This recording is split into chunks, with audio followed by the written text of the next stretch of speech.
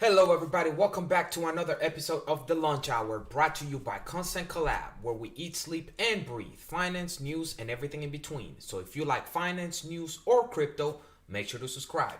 We have a great show lined up for you guys today, so let's dive in. So like always, we are going to start with the overall crypto market.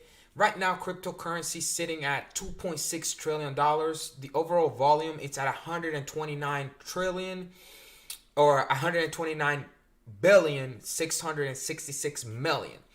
Bitcoin dominance is sitting at 41%, 41.5%, while Ethereum is sitting almost at 20%. The overall market right now, as you guys can see, is sitting at 2.6, and it's marginally up. It's up 0.83%.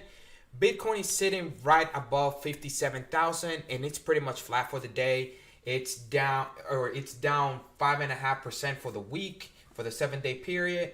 Ethereum is sitting at $4,300, up 2.5% for the day, and it's pretty much flat for the 7-day period. Binance is up 5.3%, sitting at right below $600. The market overall is pretty mixed. Avalanche is down at almost 12%. It was sitting at the number 10 spot, so it's going back and forth with Dogecoin currently. And crypto.com still pushing, sitting at 84.5 cents, up 16% for the 24-hour period, and 101% for the 7-day period. So crypto.com is definitely trying to make that push for the $1 mark.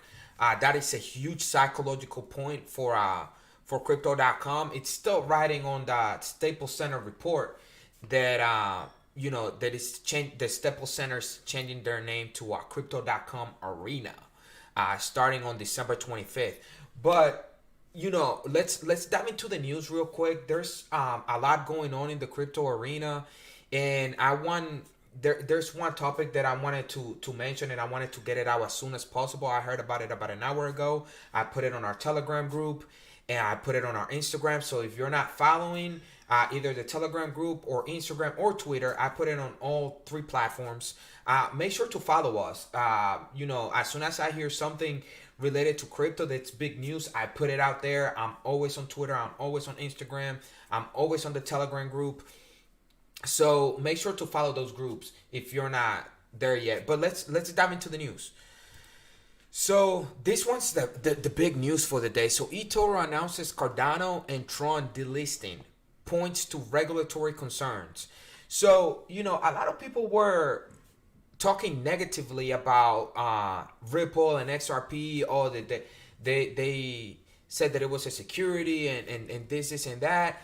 But I've always said since the very beginning of this lawsuit that the SEC filed against Ripple, that this is not a lawsuit against Ripple, but a lawsuit against crypto overall. And as you can see, it's affecting other network, other cryptocurrencies, and it's going to keep going on until it gets settled. And it's unfortunately it's going to have to be settled by the courts, because Congress in the U.S. is taking their time, and they don't seem to be wanting to push regulation and update the Howey test.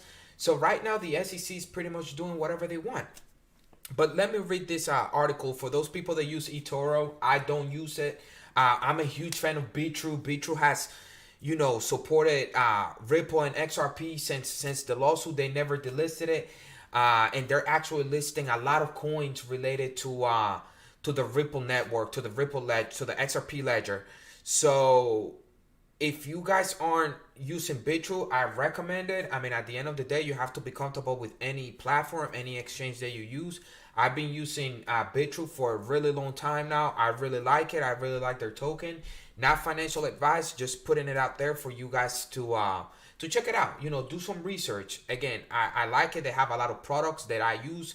They're voting for with their BitTrue token and their Power Piggy. You get paid a percentage just to keep your cryptocurrencies on their platform. I really like it. But for those that use eToro, there's a lot going on right now. So crypto exchange eToro has announced that it's delisting two major cryptos from their platform. As regulatory concerns grow, crypto exchanges have found themselves bearing the brunt of the weight and have to take the steps to avoid this. This has led to the delisting of cryptocurrencies from crypto exchanges in order to maintain compliance with the regulatory environment. The latest exchanges that have been bucking under the weight of regulatory concerns is eToro. On Tuesday, the exchange announced via a blog post that it will be delisting community favorites Cardano and Tron. And those two cryptocurrencies, they're huge. I mean, Cardano right now is sitting at what? The number 6 spot. Volume is massive. I mean, it's over $1.5 billion. And Tron is sitting in the top 30, 28 right now. Volume also 2.2 billion. I mean, so those two cryptos, they have massive volume. I'm sure that they bring massive volume to eToro. So, I mean, they're definitely getting hit. And trust me, I'm sure it's not something that they want to do, but to avoid getting sued by the SEC, unfortunately, they had to do this. But eToro limits access for U.S. users. According to the announcement, U.S. users are the core user base that will be affected by the delisting of the coins. In what looks to be a multi-phase delisting, eToro is limiting access to these digital assets for users in the United States on December 26. So this is how they're going to do it. The first phase of this is preventing U.S. users from opening new positions in Cardano and Tron. While users will still be able to close their positions, they will not be allowed to open new ones. In addition, eToro will also remove staking features for U.S. users for both Cardano and Tron, with final reward payouts happening on January 15th. So how will this affect ADA and TRX holders? The blog post explains that Cardano and Tron holders will still be able to hold both assets on the exchange following the delisting. Furthermore, they will be able to sell their positions for US dollars. However, this has an expiry date, as it stated that the selling of both assets will also be limited to the first quarter of 2022. So, if you hold on eToro, either Cardano or Tron, close your positions, sell them, move them to another exchange. And if eToro is doing this for these two cryptocurrencies, I expect Binance US to do the same. I expect Coinbase to do the same. So we'll see. We'll see what happens. This is not, I'm going to be honest, it's not good for Cardano and Tron right now. It's not looking good at all.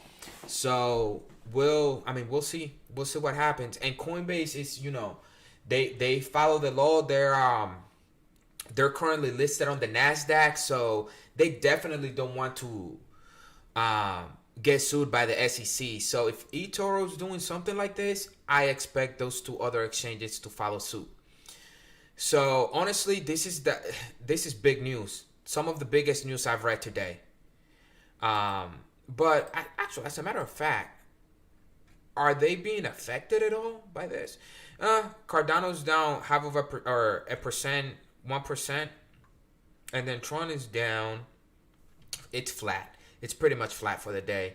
So we'll see if this if they get hit with it, or the markets, their cryptocurrencies get hit by this announcement. But right now they're pretty much flat, so it's really not taking effect quite yet.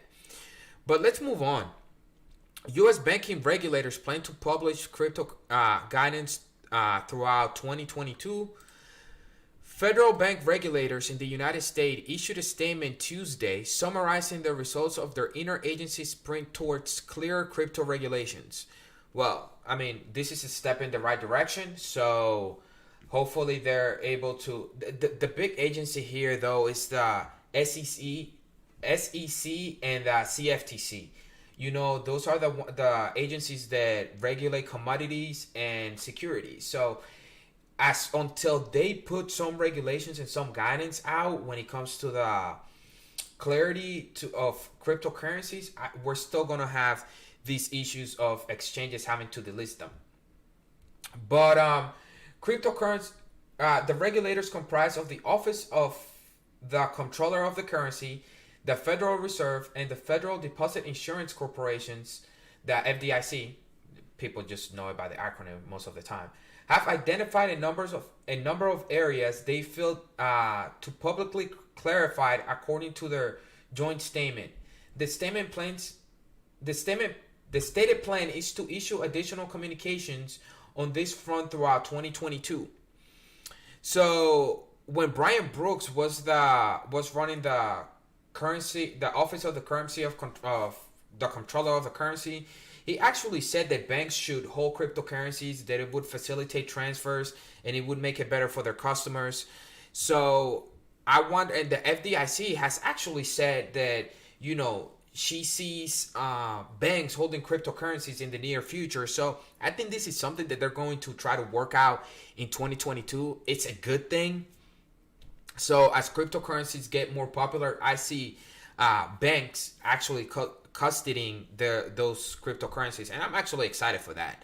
I would feel more comfortable, you know, having my cryptocurrency in a FDIC insured facility. So I honestly, a lot of crypto evangelists, you know, they think, oh, decentralization, banks need to die, this and that. Nah, I'm actually comfortable with them. I've been in cryptocurrencies for over 6 years now, and I still, you know, having to deal with private keys and this and that. I'm perfectly fine with a bank holding my cryptocurrencies. That's just me, you know.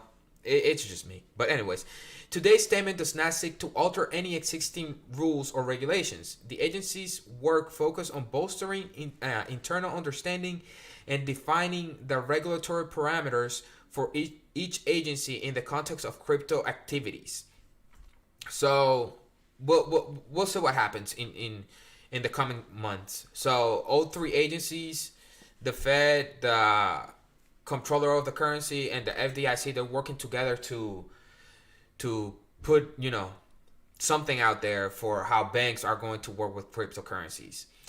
But with this thing going on with, you know, eToro and the delisting of cryptocurrencies, I wanted to cover this a little bit. I'm just going to do a high level overview of security tokens and utility tokens. This is extremely high level, so I'm going through it really fast, so make sure to do additional research.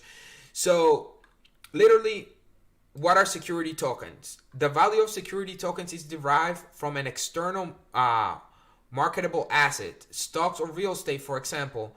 As a result, they are governed by federal securities laws, and that's that's literally enforced by the Securities and Exchange Commission, the SEC. So to fully understand what security token is, you must first understand what securities are. So there is a three-level or a three-pronged test that regulators use to determine whether an asset falls under securities or not. So this is the Howey test. This goes back to 1946, if I'm not mistaken. So it is a financial This is what makes a security a security. It is a financial investment. The money is going into a shared venture. There is an expectation of profit from the work of the issuing company. So, for example, let's take Apple. Apple, the computer company, they created the iPhone, this and that. Apple, the company, traded on the NASDAQ and the S&P 500. Apple is, they sell shares and people buy those shares, and with the expectations that Apple, the company, is going to use that money to increase the value of said shares to, for the benefit of the investors, so that the investors can make a return. That makes a security a security. So any token that is made with that same intent falls under a security token. So how are security tokens made? Security tokens are created as investments. It is worth understanding how leverage works in trading if you're interested in acquiring them. Security tokens are issued during security token offerings, or STOs. STOs must be registered with the appropriate financial market regulator, the SEC. As a result of the added regulatory scrutiny on top of blockchain technology's inherent security, security tokens are substantially safer and far less prone to fraud and exploitation. So security tokens, since they are regulated by the SEC, they have to abide by a broad number of regulations to make sure that the market is not manipulated, or they're not fraudulent or anything like that. So it also prevents from projects being rug pulled from investors and whatnot. So yes, security tokens are more secure in the sense that they have to abide by regulation. That is why the crypto market is still waiting for a framework to determine whether they are going to fall under the CFTC, because the CFTC also has regulations, but they regulate commodities, and then or the SEC. So they obviously, exchanges and whatnot have to abide by set regulations depending on the agency that they will fall under. So what are utility tokens? To oversimplify somewhat, if a utility token fails the Howey test to qualify as a security, it is classified as a utility token. User tokens or app coins are other names for utility tokens. This should give you some idea as to how they are used. Utility tokens simply provide users the ability to exchange them for goods and services. In essence, they are a type of digital voucher that may be used to access the offering company's network of product or services in the future. In some cases, they provide the right to influence the network by voting.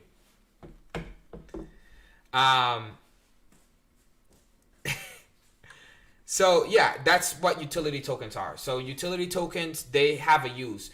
BitTrue, they have their BTR token. You can either use it to pay transaction fees. You can also use it to vote for what other tokens are going to come onto the network. So utility tokens, they in essence have a use, and if they fail the Howey test, then they are classified as utility tokens. So I just wanted to have a broad overview of what they actually are, but let's move on to other news. I think I went over that a lot. So the IMF warns El Salvador against using Bitcoin as legal tender after Bitcoin sitting announcement. Actually, they've been warning the El Salvador about using Bitcoin since he made the announcement that Bitcoin was going to be legal in El Salvador, and now they did it again with the announcement of the Bitcoin city. So the IMF, the International Money Fund, they obviously don't want countries to use a cryptocurrency that's supposed to get rid of banks. The IMF controls countries, literally controls countries through banks and through lending those countries money. And they don't want that. And they want to keep other countries from following suit. So the International Money Fund, the IMF, has warned El Salvador against using Bitcoin as legal tender due to various risks associated with cryptocurrency. The warning came one day after Salvadoran President Nayib Bukele announced his plan to build a Bitcoin city. Again, this is the second time that they do that. He's obviously not listening to them, and he's going to continue forward with advancing the project. And I support him. I support it. I'm trying to figure out ways to buy the bond that they're selling, to acquire the $1 billion to do so. So I'm doing a little research on that. As soon as I have concrete information, I will put it out on the channel and Telegram. So I'm looking to support them through that. So really like what they're doing. Here's why the Ethereum flipping is inevitable. I always have a hard time saying that word. I hate it. Real Vision founder and CEO Raoul believes Ethereum will emerge with a larger market cap than Bitcoin in the future.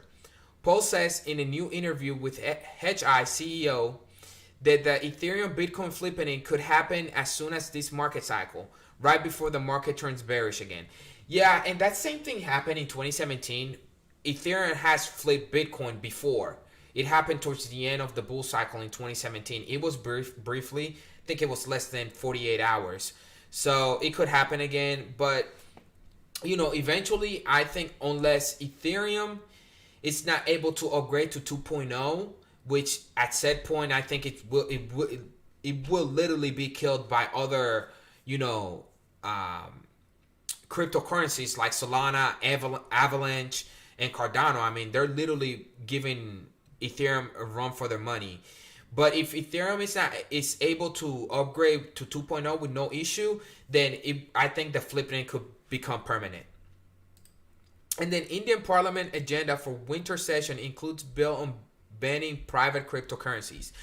I've hit this a lot. I've hit it multiple times.